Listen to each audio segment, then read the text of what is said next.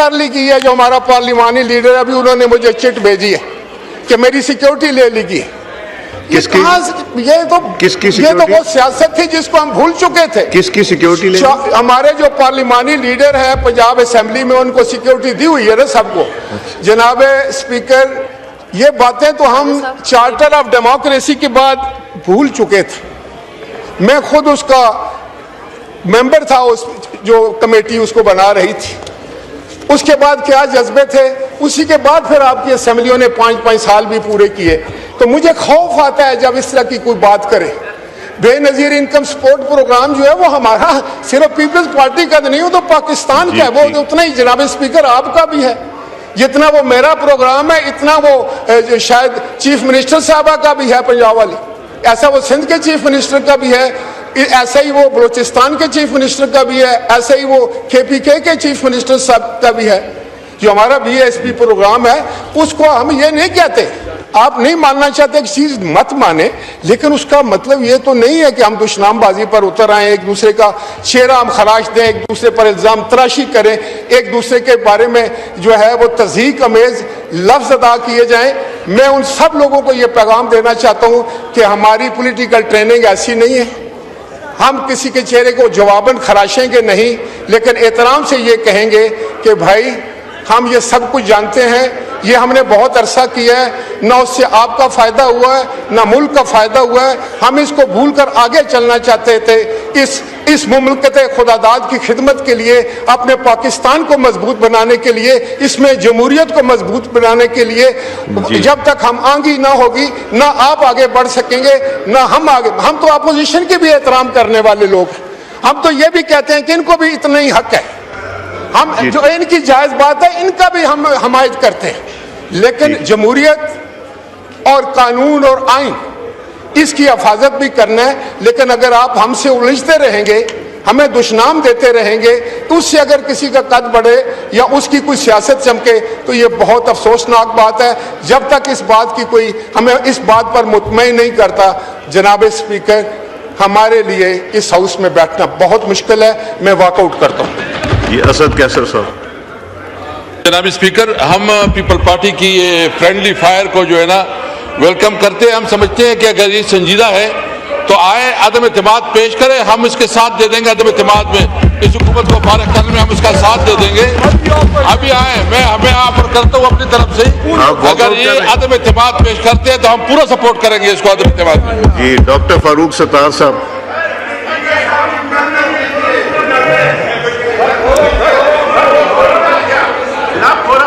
जी doctor Farooq साहब। Sir आज रसूल वक्त सांडियों ने फोरम किया है, आपको बाइकआउट कर दिया। बहुत बहुत शुक्रिया जनाब स्पीकर जी। सबसे पहले डॉक्टर साहब, मैं अपनी डॉक्टर साहब तशरीफ जी। रफीउल्लाह साहब माइक खोलें। सर हाउस इनकम्प्लीट है, कोरम कंप्लीट नहीं है, कोरम पूरा करें। जी count be made, count be made.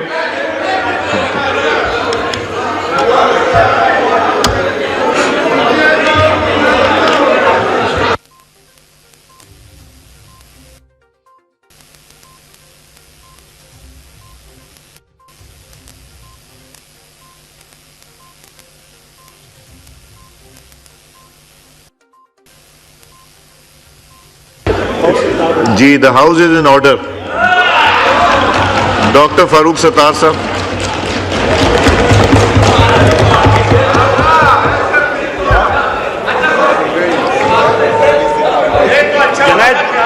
आराम से सुनो इसकी बात। स्पीकर साहब बहुत बहुत शुक्रिया, आपने मुझे मौका दिया।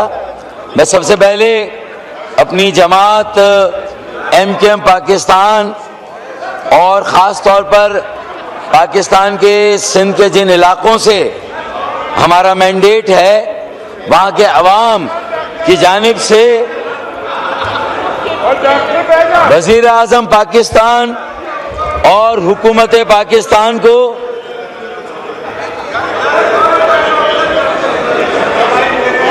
अभी कोरम पूरा है जी।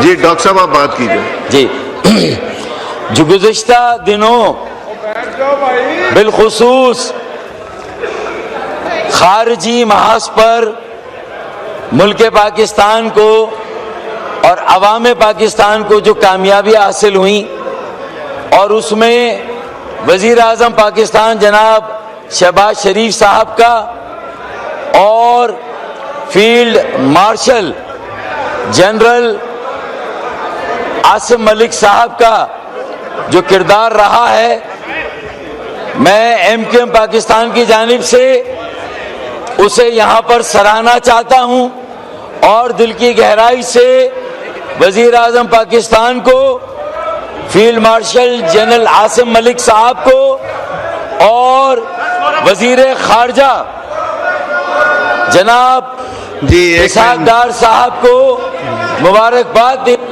डॉक्टर साहब वो कोरम की बात कर रहे हैं, एक मिनट जी, कौन बात करना चाह रहे हैं? हाथ माइक खोलें। निसार जट साहब का माइक खोलें। सर कोरम पॉइंट आउट करते हैं जी, काउंट बी मेड।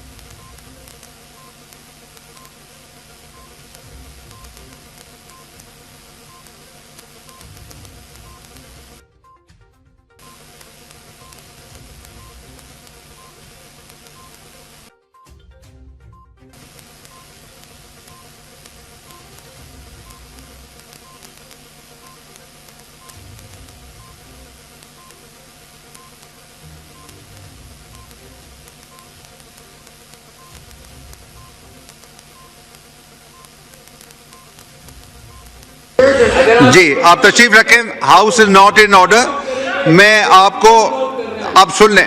आपने एक सवाल उठाया है तो आप एक मिनट सुन लें। देख, नहीं, आप ये सुन लें ना, मैं रूल्स पढ़ के आपको सुना रहा हूं। आप चेयर की भी बात नहीं सुन रहे। आपने एक हुक्म फरमाया तो अब आप सुने, जवाब तो सुन लेना। आई विल रीड कि कोरम के लिए लिखा हुआ है रूल्स की किताब में, if under clause 2 of article 55, आप 55 आर्टिकल पढ़े, it says at any time, आप निकाल ले भी, हाउस अजर्न हो गया जब तक कोरम कंप्लीट हो। शुक्रिया।